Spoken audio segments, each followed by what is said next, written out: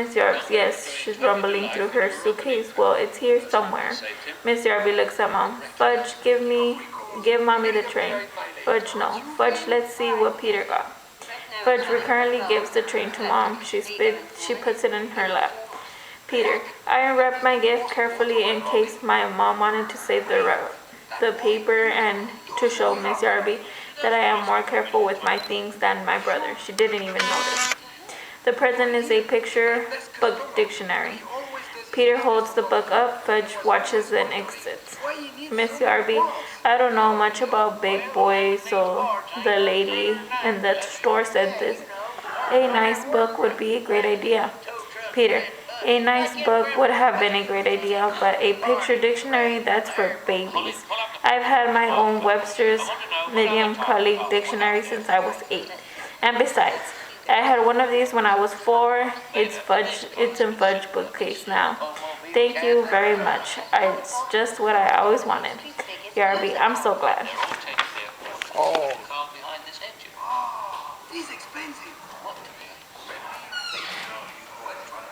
Never get together, but they are having a secret meeting in 2 days. Where's this meeting taking place? Porto Corsa, Italy. That's where the next race is. Then there's a good chance our mystery agent will be there too.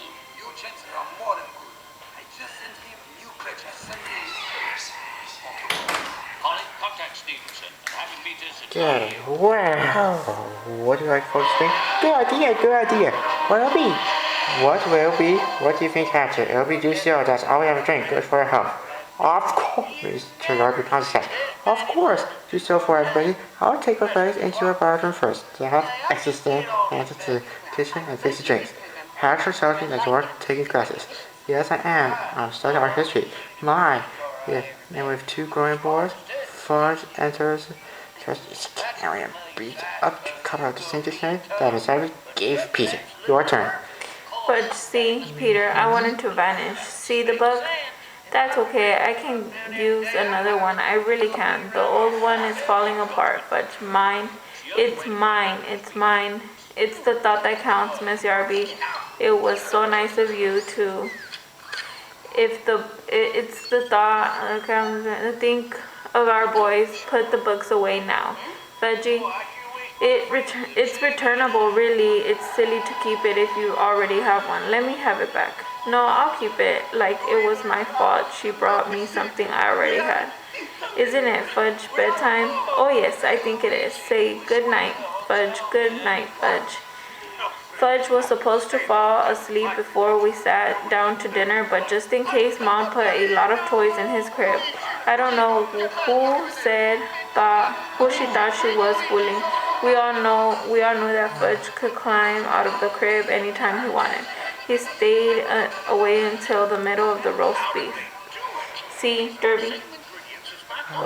So, I can't stand for class. Can't have you away from me. Fudge is disappointed. He shows over to Mr. Yarby. Hatcher! He makes him get into the Give to me. He takes the ball away from Fudge. Do you know you are not allowed to touch my turtle? Mr. Yarby, please remove the reptile. I can't eat. Oh. Dad, go put Dribble back in her room and then come back and finish your dinner. And I put Fudge back in his crib. Excuse me a moment. Peter, Mom, and activate Fudge. It must be interesting to our children. We have ourselves. But if we did teach them some math, I'm a firm believer in old-fashioned good math. So are we, Howard, so are we. Your turn. Peter, I think Miss Yarby had a lot of nerve to suggest we had no manners. Didn't I pretend to like their dumb old picture dictionary? If that isn't good manners, I don't know what is. Well, anyway, Mom got Fudge back into his crib. Things were fine until dessert. Dad, that's not funny, Fudge. Funny. This is more than I can handle. Yarby, there, dear. We're so sorry, Miss Yarby. I just don't know what got into Fudge this evening. Excuse me a moment. Howard, could I see you in the other room, please? Oh dear. By that time, I'm sure Dad wished the Yarbys had stayed at a hotel.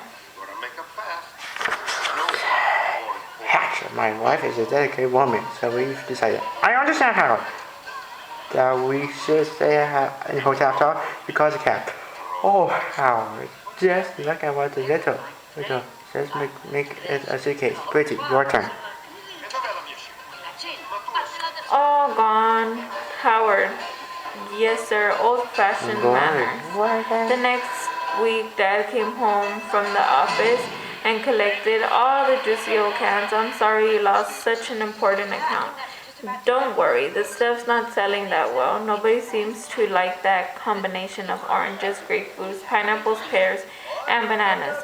You know, Dad, I just drank that stuff to be polite, but really, I thought it was gross. You know something, Peter? I thought it was pretty gross myself.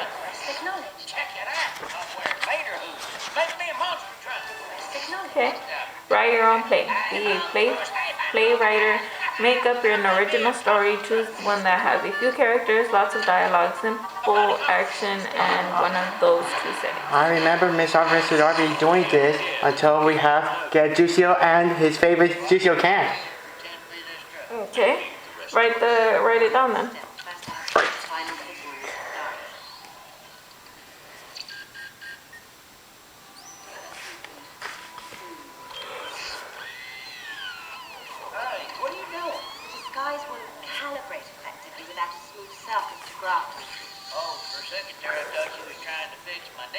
Yes, I was. Well, no thanks. I can get them damn dust, painted by nobody. I'm just picking it up. I come by you with my best friend right in between. I'm a fixer. I want to remember these things forever. So you were being serious in Friendships can be dangerous. But my line of work is totally not. It's your fault. Designing life from types. No, man, for real. No, it's okay. Say no more. Meantime, you look a little light on weapons.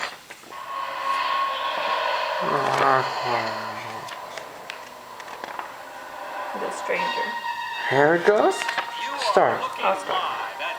It was the time of year Farmer Bailey liked best, when summer turned to fall. He whistled and he drove along. A cool breeze blew across his face through the truck's open window. Then it happened. There was a loud thump. Mr. Bailey jammed on his brakes. Oh no, he thought, I've hit a deer. Your turn. But it wasn't a deer the farmer found in the road. It was a man. Bailey knelt down. His mouth faded off the worst. His eyes went over his eyes. He let go of terror and jumped to his feet. He tried to run off. His balance and fell down. He got up again, but this time the farmer took his arm and helped him to the truck. Your turn. Mr. Bailey drove home. He helped the stranger inside, where Miss Bailey made him comfortable on the polar sofa. Katie, their daughter, peeked into the room. The man on the sofa was dressed in old, rough leather clothing. She heard her father whisper, "Must be some kind of hermit, sort of fellow who lives alone in the woods." The stranger didn't seem to understand the question Mr. Bailey asked him. "I don't think," whispered Miss Bailey. "He knows how to talk." Mr. Bailey called the doctor, who came and listened to the stranger's heart, felt his bones, looked in his eyes, and took his temperature. He decided the man had lost his memory. There was a bump on the back of his head. In a few days, the doctor said he should remember who he is and where he's from. Miss Bailey stopped the doctor and left the house. As he left the house, he forgotten his thermostat. "Oh, you can throw that out," he answered. "It's broken. The mercury struck out the bottom."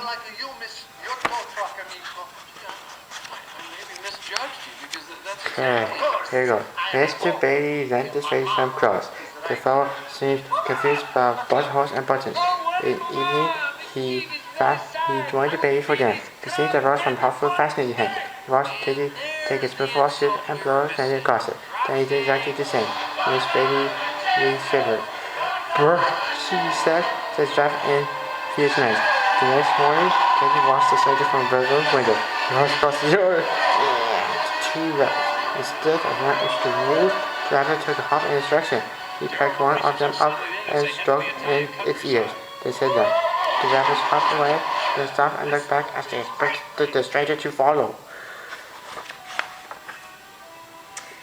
When Katie's father went into the fields that day, the stranger shyly tagged along. Mr. Bailey gave him a pitchfork with a little practice. He learned to use it well. They worked hard. Occasionally, Mr. Bailey would have to stop and rest, but the stranger never tried. He didn't even sweat. That evening, Katie sat with the stranger watching the setting sun, high above the flock of geese, in perfect V formation, flew south on the trip that they made every fall. The stranger could not take his eyes off the birds. He stared at them like a man who'd been hypnotized. 2 weeks passed and the stranger still could not remember who I was. But the base in mind, in that having the stranger around, he had become more of the man who was family. Day by day, he's grown less timid. Seems so happy to be around us, Mr. Bailey said to his wife. His heart believed he's a hermit. Another week passed. Farmers Bailey could not help noticing how precared they had been. Not long ago, it seemed that autumn was just around the corner, but now it still felt like summer. As if the seasons could change, the warm days made up the pumpkins were larger than ever. Leaves on the trees were as green as they'd been 3 weeks before. One day, the stranger climbed the highest hills on the Bailey farm. He looked to the north and saw a puzzling sight. The trees in the distance were bright red and orange, but the trees to the south and those around the Baileys were nothing but the shade of green. And they seemed so dark and ugly to the stranger. It would be much better, he thought, if all the trees could be red and orange. Yeah, your turn. The stranger's feelings grew stronger the next day. He couldn't look at trees' green leaves without sensing that something was terribly wrong. The more he thought about it, the more upset he became, until finally he could think of nothing else. He ran to a tree and pulled off the leaf. He held it in trembling hand and without thinking flew on it with all his might. At dinner that evening, the stranger appeared dressed in his old leather clothes. By the tears in his eyes, the Baileys could tell that their friend had decided to leave. He hugged them all at once, then dashed out the door. The Baileys hurried outside to wave goodbye, but the stranger had disappeared. The air had returned cold, and leaves on the trees were no longer green. Okay, every autumn since the stranger visits, the same thing happens after the Bailey farm. The trees that surround it stay green for a week after the trees to the north have turned. Then, overnight, they change the color to the brightness of entry brown. The next of frost on the farmhouse with windows or the same fire. See you next fall. So tired. You're tired? Oh yeah. Alright, let me think about some more. Okay, we're gonna do this last one and that's it, okay? Got it! From Detroit, good to see you. Who's the big boss here yet? No, not yet. He's supposed to be here any minute.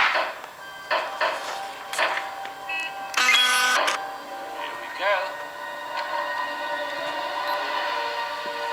Guten Tag.